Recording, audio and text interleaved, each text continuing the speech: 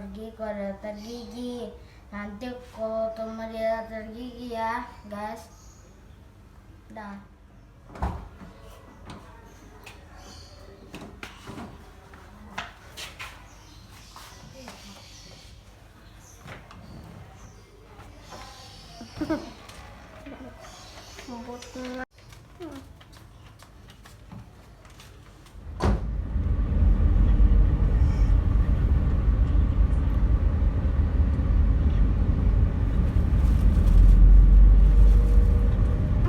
Ada yang boleh main sama-sama?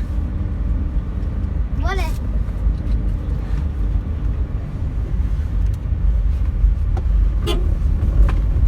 Boleh, Dek? Boleh. Boleh.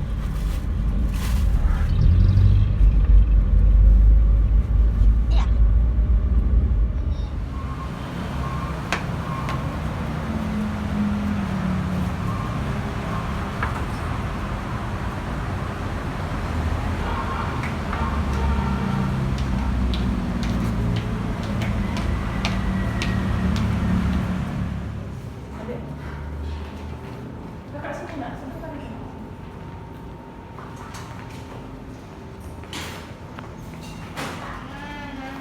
Duduk. Adek duduk. Balik, Tata. Kenapa? Aku balik, Tata. Balik. Diapain? Balik.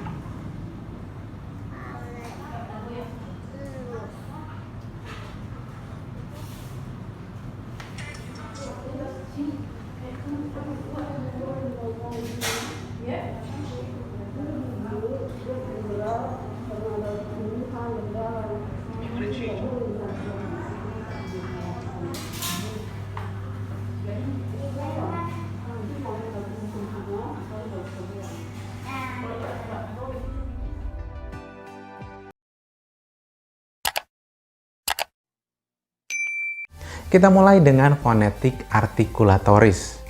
Fonetik artikulatoris juga dikenal dengan sebutan fonetik organis atau fonetik fisiologis.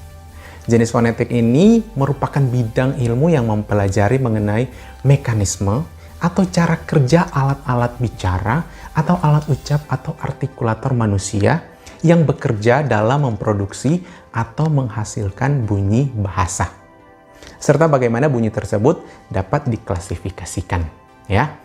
Kemudian yang kedua, fonetik akustik. Fonetik akustik mempelajari bunyi bahasa sebagai bagian peristiwa fisis atau fenomena alam, ya. Bunyi-bunyi tersebut diselidiki atau dipelajari berdasarkan frekuensi, getaran, amplitudo, intensitas, dan timbre, ya. Terakhir ada fonetik auditoris. Jenis fonetik ini merupakan bidang ilmu yang mengkaji mengenai mekanisme atau cara kerja telinga kita dalam penerimaan bunyi, ya. Bukan hanya bunyi bahasa, tetapi juga bunyi-bunyi yang lain, ya. Nah, bisa dilihat di sini bahwa dari ketiga jenis fonetik ini, fonetik artikulatoris atau fonetik organis merupakan jenis fonetik yang paling bersentuhan dengan linguistik. Kenapa? Jelas. Karena fonetik artikulatoris berkenaan dengan persoalan bagaimana bunyi bahasa dihasilkan melalui alat ucap manusia. Fonetik akustik lebih condong ke masalah bidang ilmu fisika, ya. Sementara fonetik auditoris berkenaan dengan bidang ilmu kedokteran, khususnya neurologi, ya. Oleh karena itu, kita tidak akan membahas lebih jauh mengenai fonetik akustik dan fonetik auditoris. Kita cukup tahu saja, ya. Namun satu hal yang pasti, pada kasus-kasus tertentu, bidang ilmu linguistik dapat berkolaborasi dengan kedua jenis fonetik tersebut, yakni fonetik akustik dan fonetik auditoris. Nah, sekarang kita akan fokus pada masalah fonetik artikulatoris, ya. Pada jenis fonetik ini, hal mendasar yang perlu dibicarakan adalah alat ucap manusia. Ya, kita bisa lihat pada gambar yang tayang di layar Anda bahwa terdapat 25 organ atau bagian alat ucap manusia, ya. Mulai dari paru-paru atau lung, kemudian batang tenggorok trakea, pangkal tenggorok larynx, kemudian pita suara, vocal cord, cricoid, kemudian thyroid, kemudian arytenoid, kemudian dinding rongga kerongkongan atau wall of pharynx, kemudian ada epiglottis, kemudian akar lidah, root of the tongue, kemudian pangkal lidah, back of the tongue atau dorsum, kemudian tengah lidah, middle of the tongue atau medium, daun lidah, blade of the tongue, laminum, kemudian ujung lidah, tip of the tongue, apex ya. Ada anak tekak, uvula, langit-langit lunak atau soft palate, filum, kemudian langit-langit keras, hard palate, palatum, kemudian gusi atau lengkung kaki gigi, kita sebut alveolum, kemudian gigi atas, upper teeth, dentum, gigi bawah, lower teeth, dentum, kemudian bibir atas, upper lip, dan bibir bawah, lower lip ya. Kemudian mulut, mouth, kemudian rongga mulut, oral cavity, kemudian rongga hidung, nasal cavity ya.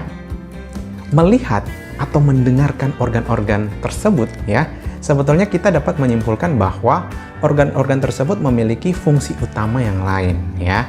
Semisal paru-paru berfungsi untuk pernafasan, kemudian gigi berfungsi untuk mengunyah, lidah untuk mengecap, dan lain-lain ya. Namun begitu, tidak dapat dipungkiri bahwa ketika manusia sedang berucap atau berbicara, mereka pasti akan menggunakan organ-organ tersebut ya. Memang tidak semua organ berperan secara aktif. Ada juga artikulator pasif ya. Tetapi tanpa artikulator pasif, bunyi tidak dapat diproduksi secara akurat ya. Misalnya bunyi laminopanatal ne ya. Bunyi ini melibatkan daun lidah sebagai artikulator aktif dan langit-langit keras sebagai artikulator pasif. Artinya, daun lidah menyentuh langit-langit keras untuk menghambat udara yang keluar melalui rongga mulut, sehingga terciptalah bunyi n. Dapat Anda bayangkan jika daun lidah tidak menyentuh langit-langit keras, melainkan langit-langit lunak. Kira-kira seperti apa bunyinya? Ya, tidak bisa. Ya, contoh lain, bunyi bilabial p. Ya, misalnya, bunyi ini terjadi karena udara yang keluar melalui rongga mulut ditahan oleh bibir bawah dan bibir atas, kemudian dilutupkan atau dilepaskan secara tiba-tiba. Ya, nah artikulator yang bergerak di situ adalah bibir bawah, sedangkan bibir atas pergerakannya tidak terlalu signifikan. Tetapi coba Anda bayangkan jika bentuk bibir atas Anda tidak sempurna, ya. Atau mungkin saudara-saudara kita yang maaf terlahir dengan bibir sumbing. Maaf ya. Tapi pasti mereka tidak akan bisa membunyikan secara akurat bunyi-bunyi bilabial semisal p, b, me, dan w. Ya. Kemudian lebih lanjut, bunyi-bunyi yang dihasilkan tersebut dinamakan berdasarkan titik lokasi artikulasi dan organ yang bergerak. Ya. Bunyi bahasa dinamakan sesuai dengan bunyi alat ucapnya.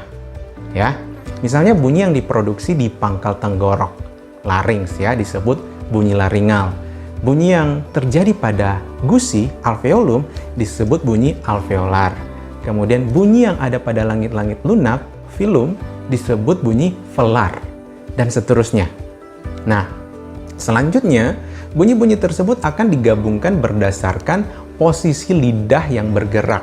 Ya, ada 4 posisi lidah. Pertama, ada pangkal lidah yang disebut dorsal. Kemudian ada tengah lidah yang disebut medial. Kemudian yang ketiga ada daun lidah yang disebut laminal. Dan yang terakhir ada ujung lidah yang disebut apikal. Nah, taruhlah bunyi yang dihasilkan adalah gabungan antara bunyi dorsal dan bunyi velar. Maka nama bunyi tersebut akan menjadi bunyi dorsovelar, ya. Atau mungkin bunyi yang terjadi antara apikal dan dental. Begitu digabungkan, nama bunyinya akan menjadi apikodental. Ya. Jadi bunyi al pada dorsal, medial, laminal, dan apikal akan berubah menjadi bunyi o ketika digabungkan dengan nama alat ucap yang dihasilkan. Ya. Nah, untuk memperkaya atau membuat pemahaman Anda lebih komprehensif mengenai istilah-istilah yang digunakan mengenai bunyi-bunyi bahasa berdasarkan alat ucap manusia, Anda dapat menambah referensi Anda dengan membaca buku Abdul Chair yang berjudul Fonologi atau Linguistik Umum, atau buku Verhaar yang berjudul Asas-asas Linguistik Umum. Ya.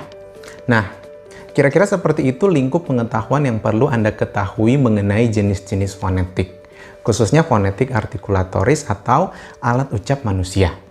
Pada video selanjutnya, saya akan menjelaskan klasifikasi bunyi berdasarkan ada tidaknya hambatan udara dan seperti apa proses fonasinya. Baik, sampai di sini dulu kelas ekstensi kali ini. Lebih dan kurangnya saya berharap video ini dapat bermanfaat.